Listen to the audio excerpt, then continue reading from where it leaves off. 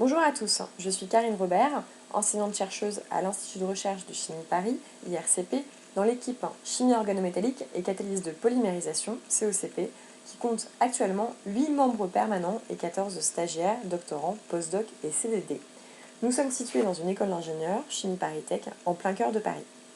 L'équipe COCP s'intéresse à de nombreuses thématiques de recherche, dont l'utilisation et la synthèse de monomères issus de ressources renouvelables, la synthèse de nouveaux complexes organométalliques catalyseurs stéréosélectifs de polymérisation, l'élaboration de nouvelles synthèses par catalyse tandem, la formation de nano-objets par auto-assemblage de polymères, et nous concevons également de nouvelles structures de copolymères biodégradables et biocompatibles qui vont des polycarbonates aux polypeptides en passant par les polyesters et les polyéthers.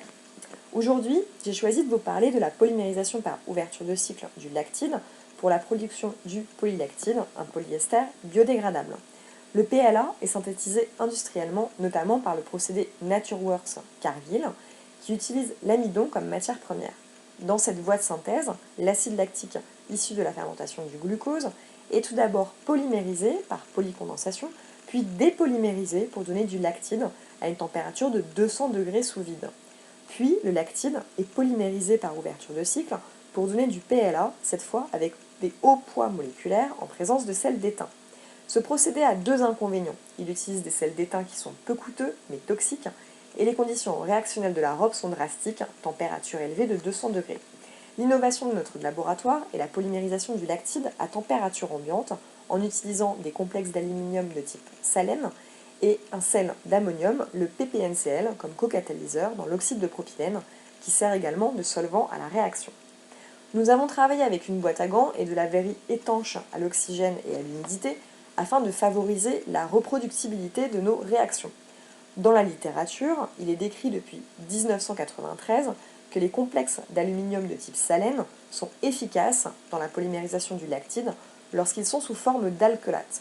Cependant, la polymérisation ne se fait qu'à des températures supérieures à 80 degrés, et il est nécessaire de synthétiser le complexe à partir de trisalcolate d'aluminium et du proligand salène.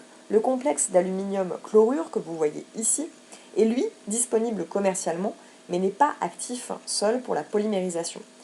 Il a été montré que l'ajout de sel d'ammonium pouvait augmenter la réactivité des complexes, notamment pour la synthèse de polycarbonate ou de polyester. Nous nous sommes donc intéressés à l'influence de l'ajout d'un co-catalyseur, le PPNCl, que vous pouvez voir ici. Et dans notre cas, la présence du complexe d'aluminium et de PPNCl seul ne suffit pas pour polymériser le lactide. En effet, en présence du PPNCl, le complexe d'aluminium est en équilibre avec un complexe ATE hexacoordonné qui ne suffit pas pour ouvrir notre lactide. Par contre, ce complexe ATE ouvre rapidement l'oxyde de propylène, que vous pouvez voir ici, par attaque nucléophile. Il se forme alors un complexe alcoolate anionique in situ, très réactif pour l'ouverture du lactide. Nous avons étudié par calcul DFT et caractérisé par RMN les espèces alcoolates avec différentes proportions d'oxyde de propylène. Puis, nous avons choisi de travailler avec l'oxyde de propylène comme solvant de réaction. Petite remarque, il existe aujourd'hui des voies de synthèse décrivant la formation de l'oxyde de propylène à partir du glycérol. Après optimisation, nous avons conclu que 3 heures d'activation à température ambiante étaient optimum pour former des complexes ATE-alcoolates très réactifs, comme celui que vous pouvez voir ici, un aluminium coordonné avec 2 alcoolates primaires dont la formation est favorable. Une fois l'espèce activée, nous pouvons ajouter 100 équivalents de lactide et nous observons que la solution devient limpide.